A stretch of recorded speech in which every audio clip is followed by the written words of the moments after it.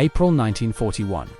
In the scorching deserts of North Africa, a small port city sits surrounded by enemy forces. Dust blows across the empty dunes. German tanks patrol the horizon. Artillery echoes through the desert air. Inside the defensive perimeter, thousands of Allied soldiers prepare for a siege that could last months. They are cut off from the outside world, outnumbered, surrounded, and their enemy is one of the most feared commanders of the war, Erwin Rommel. This is the story of the Siege of Tobruk, one of the most stubborn and important defenses of the Second World War. The importance of Tobruk.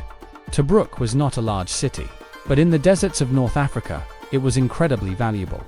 The war in this region was fought across vast stretches of sand and rock. Armies depended entirely on long supply lines. Fuel, ammunition, food, spare parts, and water all had to travel across hundreds of kilometers of desert. Without supplies, tanks stopped moving, guns stopped firing, and armies collapsed. Tobruk had something rare in this environment: a deep-water harbor. Ships could unload huge quantities of supplies quickly. If the Axis powers captured Tobruk, they could shorten their supply lines and push further into North Africa. For the Allies, holding Tobruk meant slowing the enemy advance and keeping a foothold on the Libyan coast. In other words, this small desert port could shape the entire campaign. In early 1941, Germany sent reinforcements to support Italy's struggling forces in North Africa. Leading them was a bold and aggressive commander, General Erwin Rommel. Rommel believed in speed, surprise, and constant pressure. His armored divisions moved quickly across the desert, attacking before the Allies could reorganize. Within weeks, his forces pushed British and Commonwealth troops hundreds of kilometers back across Libya. The Allied retreat was fast and chaotic, but one place refused to fall: Tobruk. Instead of abandoning the city, the Allies decided to defend it. Rommel moved quickly to surround the port.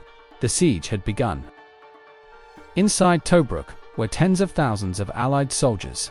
Many were Australians, alongside British, Indian, and other Commonwealth troops. They quickly prepared the city for defense.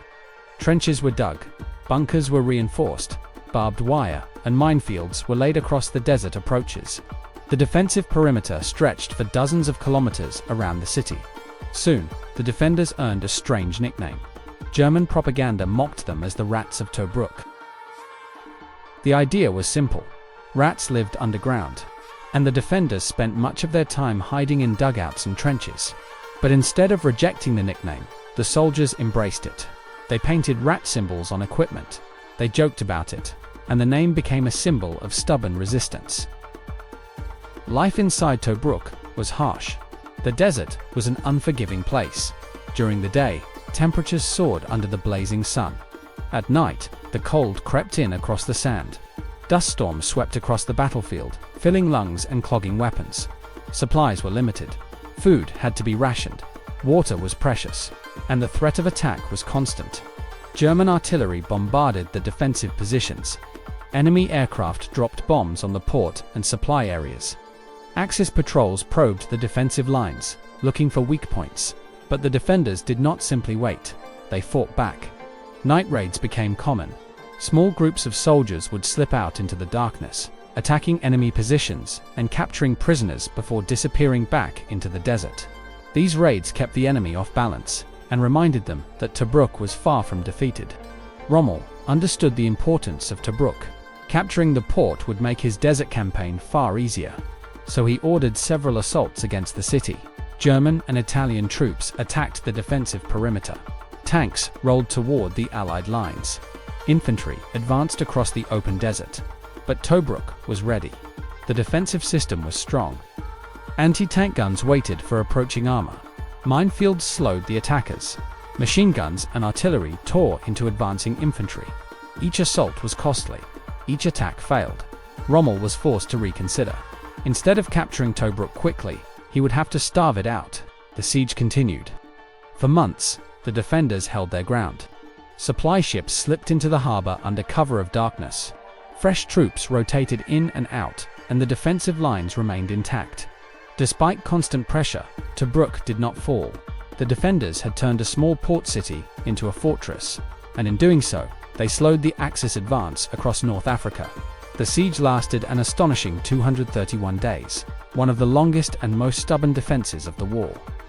In the endless deserts of North Africa, the Siege of Tobruk became a symbol of resilience. Surrounded, bombarded, constantly attacked, the defenders refused to give up. The Rats of Tobruk proved that determination, preparation, and courage could hold back even the most aggressive offensives, and in doing so, they played a crucial role in the long struggle for control of North Africa. History is filled with battles where victory came quickly, but some of the most important victories were simply about holding on, standing firm, and refusing to break. Tobruk was one of those moments. Don't forget to like and subscribe for more weekly videos on pivotal battles throughout history.